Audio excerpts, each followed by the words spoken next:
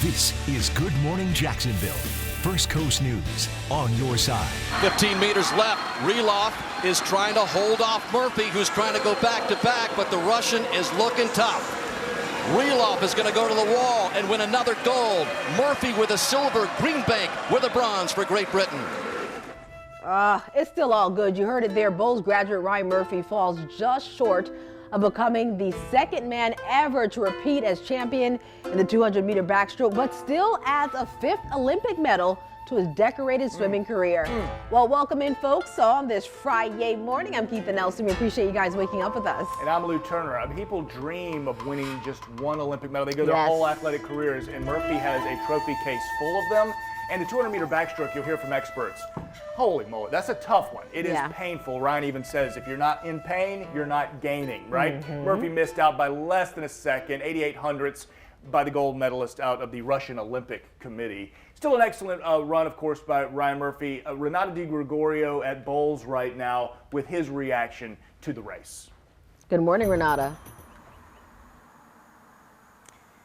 Good morning, Lou, Keitha. Yeah, we actually also spoke with his family, with his mom. You can't imagine they are incredibly excited about this. And his mother also has a message for everyone who's saying, hey, but it wasn't gold. Come on, guys, he's still one of the best in the world. And of course, it all started here at the Bowls School. I hope he swims fearless, and that's all I can ask for. Olympic swimmer Ryan Murphy's family is in Orlando, all watching together since they can't be in Tokyo because of COVID. His mother says being second or third in the world at something shouldn't be overlooked at all because it isn't gold. And change little titles from Ryan Murphy doesn't repeat gold to Ryan Murphy got the bronze. I mean, he got another medal for his country. Murphy won the silver in the 200-meter backstroke. Murphy is also bringing home a bronze for the 100-meter. In Rio, he won gold and broke a world record. I really, really believe that people need to understand that in sport, these athletes are giving 100%.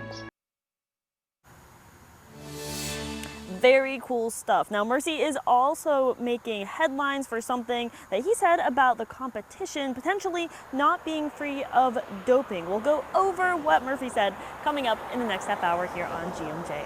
I'm Renata Di Gregorio, live outside the Bowls School. First Coast News on your sky. And our other Bowls graduate has a very busy day ahead after he finished first in the men's 100-meter butterfly semifinal. In his first heat yesterday, went out and swam for an Olympic record. How about that? Caleb Dressel doing well in the semis, broke that record he had just set for himself. You can feel he's building up to something, right? Definitely like he's so. got a little left in the gas tank, but he's got a busy day. A lot, folks. He better have a lot left in it. So here's a look at the schedule for today. So he's set to start with a 50-meter freestyle heat at 6:20 this morning. Then he'll swim with the team for the 4x100 medley relay. And tonight, he's set to go for his third gold medal in the 100-meter butterfly, and his 40-meter freestyle semifinal is at 10:11 p.m. I mean, think of that. Look at this right now listed on your screen, these back-to-back events. This is no joke. These are prime athletes there in the Olympics. Yeah, Caleb's got a big night, and it'll be interesting to watch for sure how he saves up for the finals. It's all going to center around that 9:30 race, the 100-meter butterfly final. Also out of Tokyo, for 17 years, the U.S. has dominated the individual gymnastics all-around event, and for 48 hours, that streak was in jeopardy. You had Simone Biles drop out, wondered who would step up. Enter Suni Lee. Her career has been cut back by several injuries. She's lost 2 family members to COVID-19. In fact, her own father just suffered a very serious accident. He's in a wheelchair now, but yesterday, she took Olympic gold in the event, the all-around, beating the silver medalist out of Brazil by a 1/5 of a point. You know, she was so humble and sweet watching her get that medal. First of all, when she saw the numbers finally add up, she was like, that's me, I won. Happened. Oh my gosh, this is really happening. And you saw her hold the gold medal and she was just like, oh my gosh. I guess she's still soaking in right now. Oh, it'll take a minute. Yeah. That's incredible. Awesome stuff. Go! U.S. leads!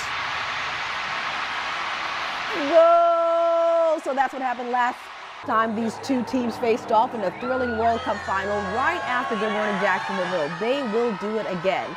So it's the USA versus Netherlands at 7 this morning, and if they win, They'll play the winner of Canada and Brazil. Now that match is in extra time right now with a 0-0 scoreline. So nothing is yet, but we'll wait and see what happens. So folks, those are your Olympic headlines. Now we've got to toss things over to our girl, meteorologist Lauren Rautenkranz. Lauren, the fog, my gosh, this morning was a mess. I know, Keitha. Can you believe it out there? It is a foggy view in downtown Jacksonville. You can see that live look on the corner of your screen. Also those the 3-day forecast on the other side showing those hot temperatures. So we're going from foggy to steamy this afternoon, feeling more like 110 in some spots across southeast Georgia and areas to the west. We'll have a bit of a sea breeze out in St. Augustine. You can see it's starting off cloudy this morning, and I'm always searching for that sunrise out in Neptune Beach. We've got those thick clouds as well, so I do think it'll be rather gray at first, but then we'll see that bright sunshine into the afternoon hours. The visibility map is what we're watching as well, because this is how far you can see in miles out across the First Coast, and it is dense across the west side and out toward that I-10 corridor. So if you are headed out and about this morning, just make sure you're taking a little bit extra time, leaving plenty of room between you and the car in front of you. Lower and middle 90s expected today as we head toward the rest of the at least weekend. We're going to be talking upper 90s in some spots, especially Saturday, and then as far as temperatures to start, it's already warm, so it's just going to get hotter later on. Katie, over to you in the UF Health Traffic Center. Thank you so much, Lauren. The time right now is 6:06. We are watching those roadways for you this morning. So it is foggy out there in places. Taking a look here towards the Dames Point Bridge. At least we're not seeing any fog going across the Dames this morning, so that looks pretty good. Now, if you are going to be traveling along I-10, so far your drive times look pretty nice. From Baldwin towards downtown, it's about 14 to 15 minutes. From Nassau County towards the Jacksonville area, about 18 to 20 minutes, so pretty normal there.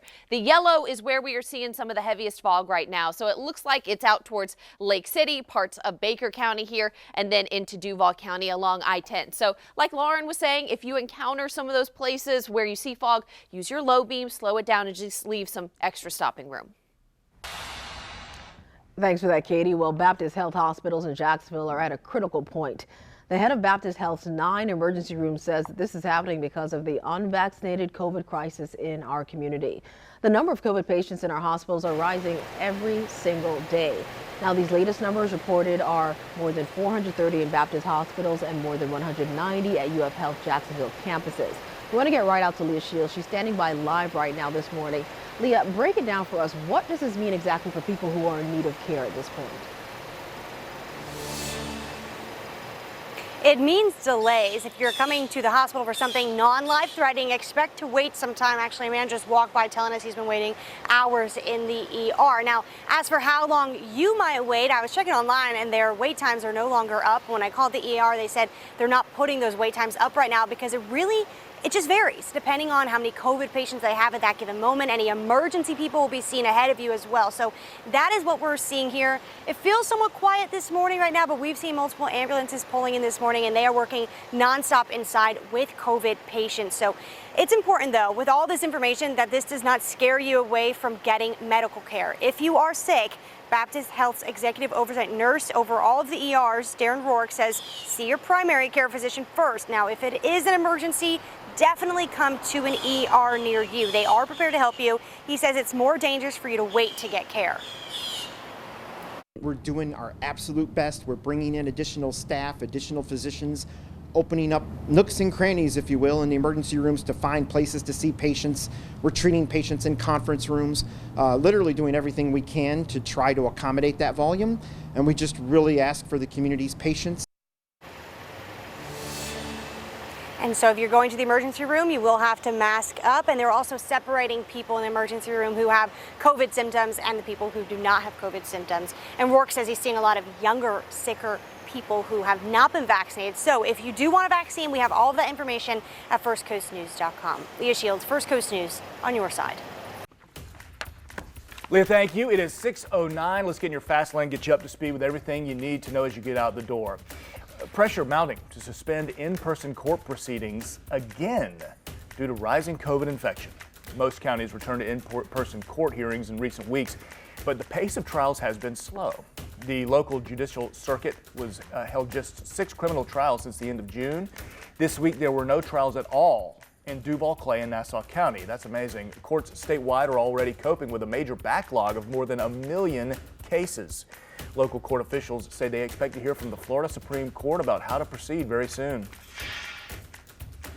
All right, you're looking at where you need to go if you need help with putting food on the table. Saturday, the organization Farm Share will be doing 3 food giveaways. The addresses are in the corner of your screen. We'll have those up for you as well on firstcoastnews.com. All of these are in Jacksonville. The Church of Oakland, another the Greater Macedonia Baptist Church on the city's north side, and another at 5320 North Pearl Street. That'll have Councilman Reggie Gaffney there as well. Pandemic has taken a lot out of our nation's nurses. My goodness, now they're getting some recognition. Senator Audrey Gibson was in town to present the Florida Nursing Association with a state funding check of $800,000. Now that money is going to go towards training and doing their best to retain nurses right here in Florida.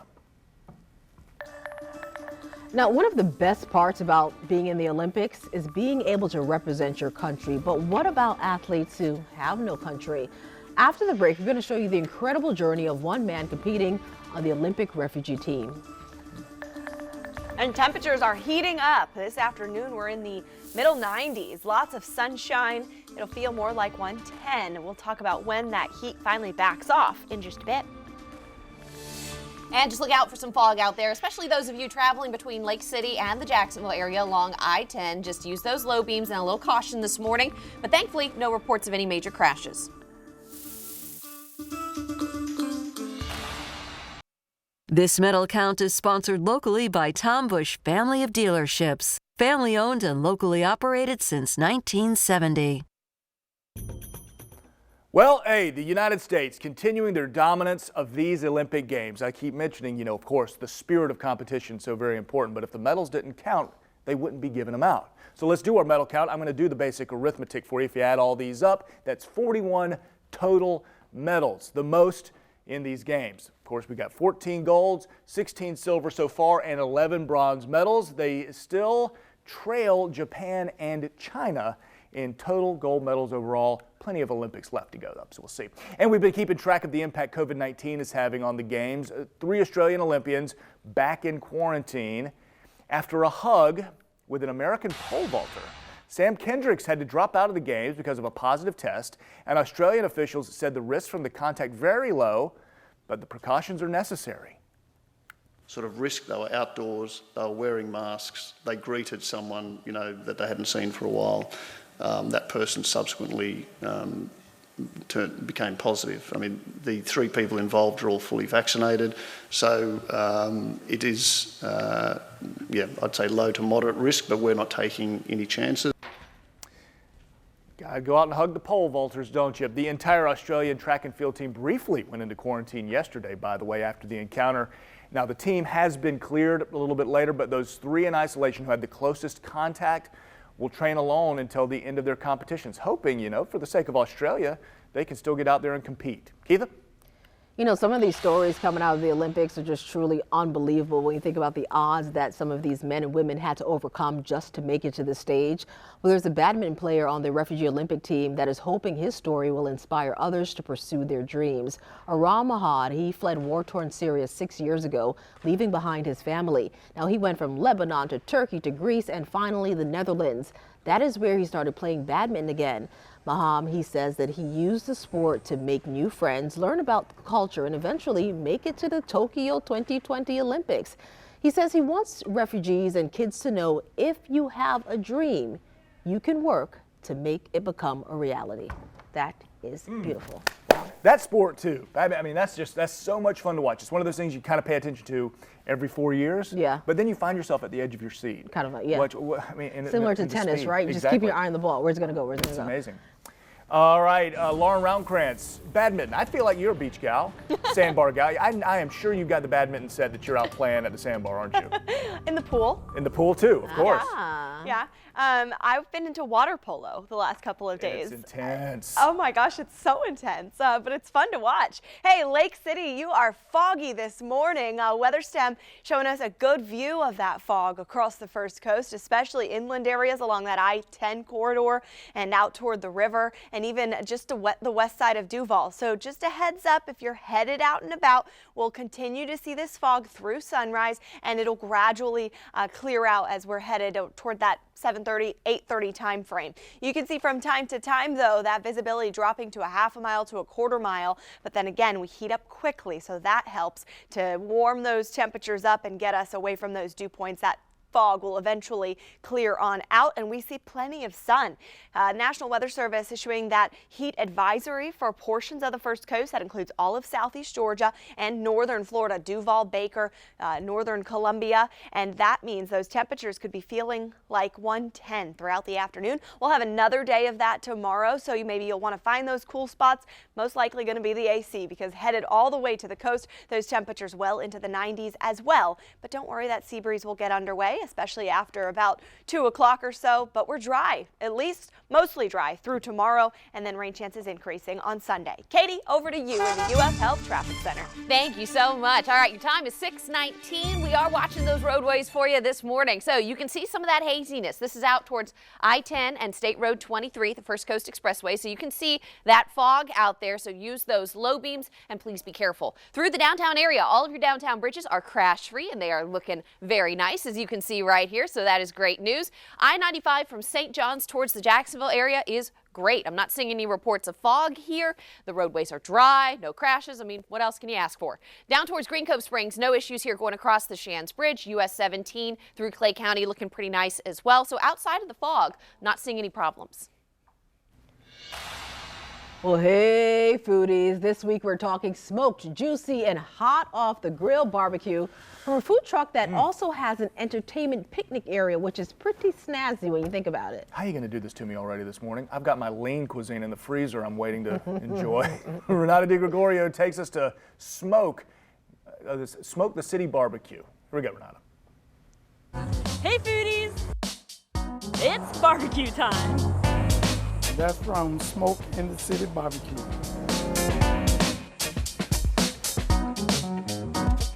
Roll up your sleeves. Smoke in the City Barbecue on University Boulevard is about to hook you up.